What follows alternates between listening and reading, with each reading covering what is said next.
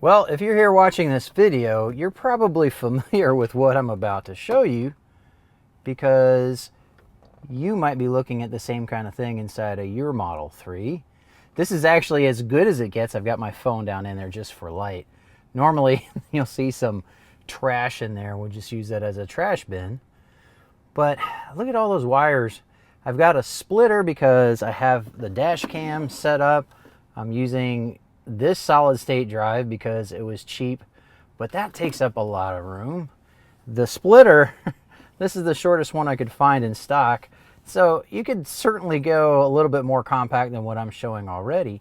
But look at all of this space back here. There's a ledge and then there's all this volume above the ledge. To me, it looks like Tesla actually intended to have more built-in organization in this giant front bin and didn't follow through. This is actually the weakest console of any vehicle that I've owned in the past couple decades. There's a lot of space, of course, but look, this doesn't really help you much.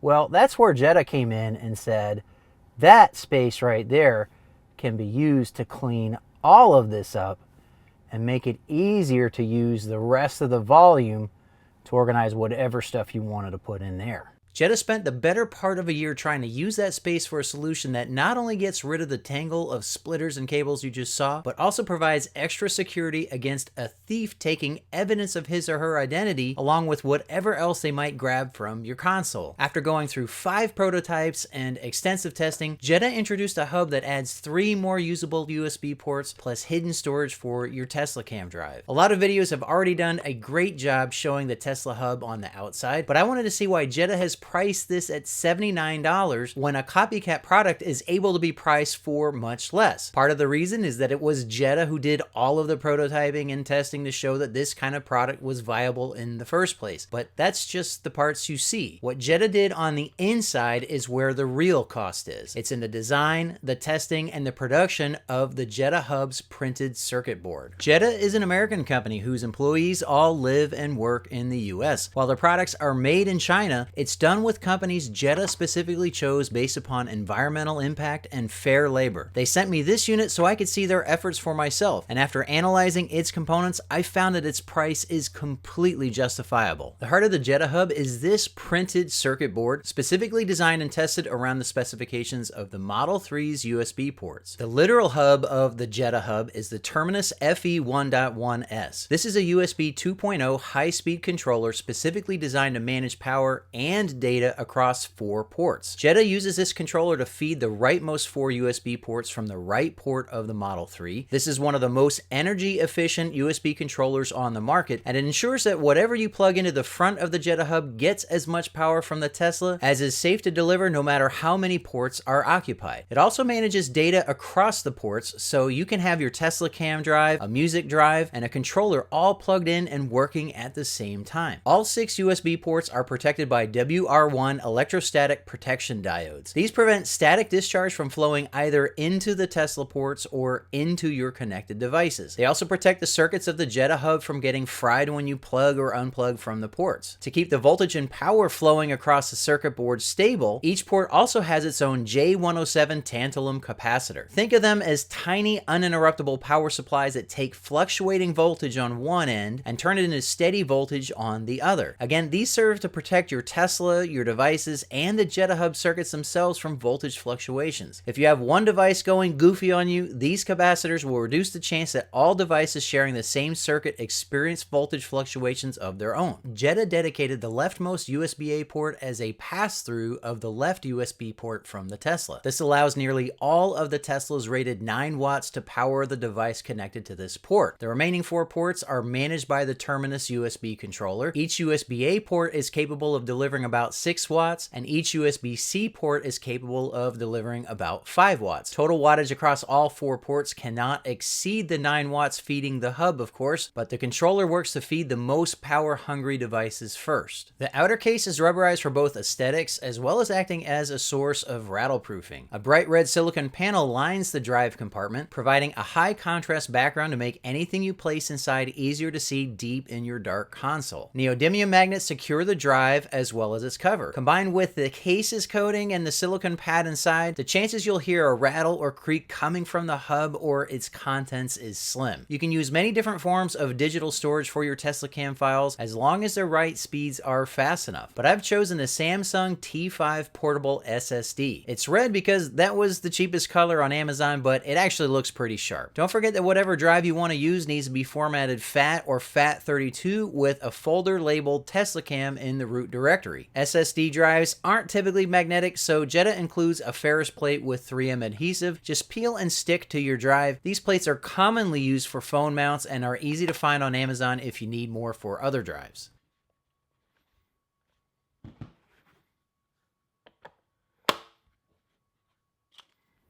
Okay, before I can install this, I need to get rid of all that mess. I've got my light switched around.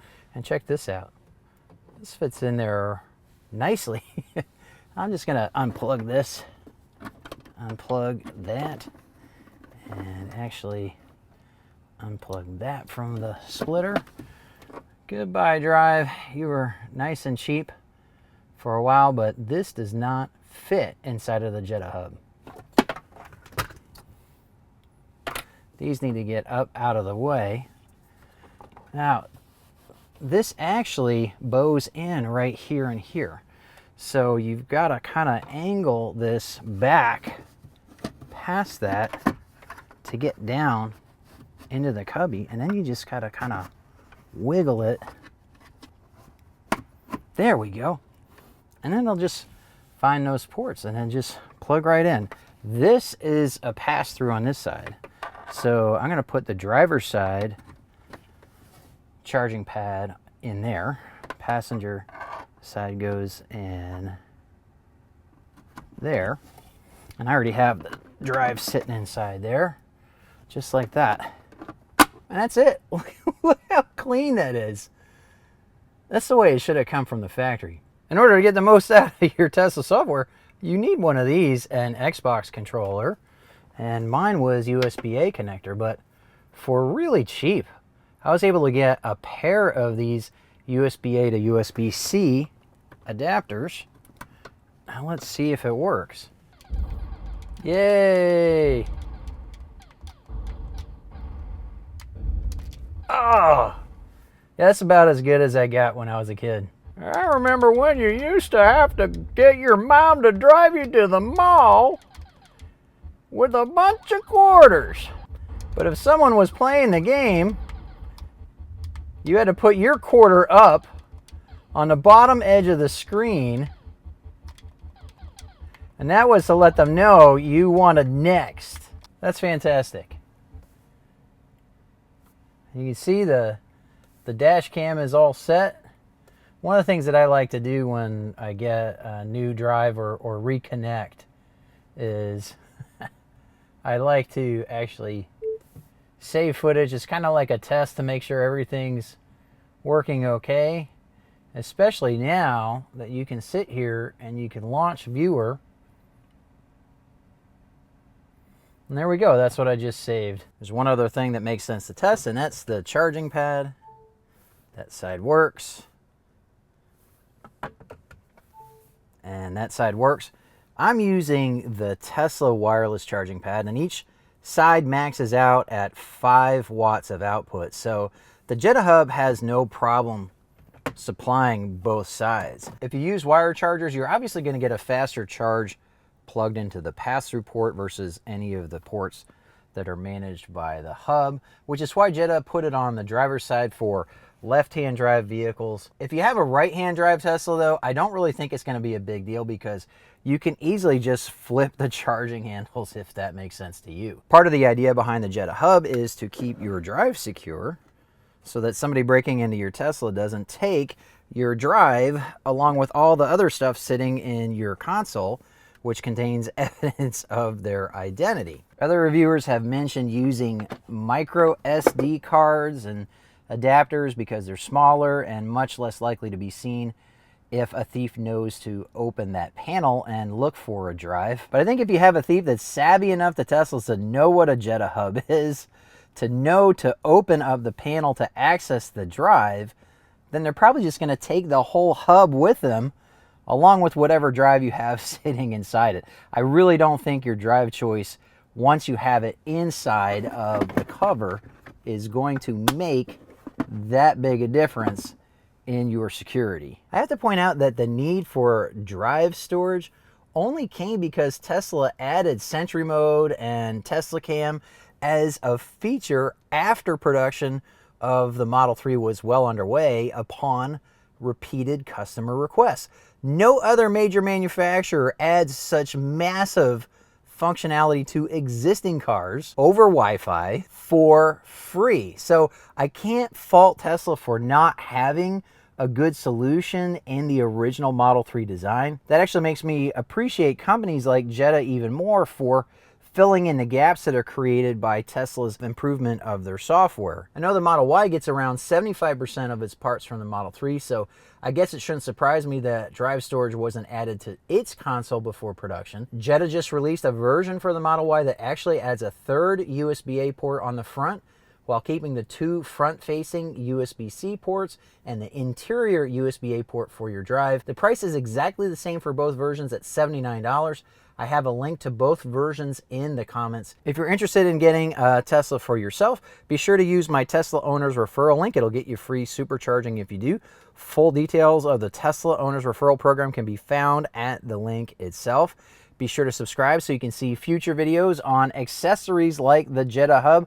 I really appreciate you watching the Tech of Tech, and I hope to see you next time.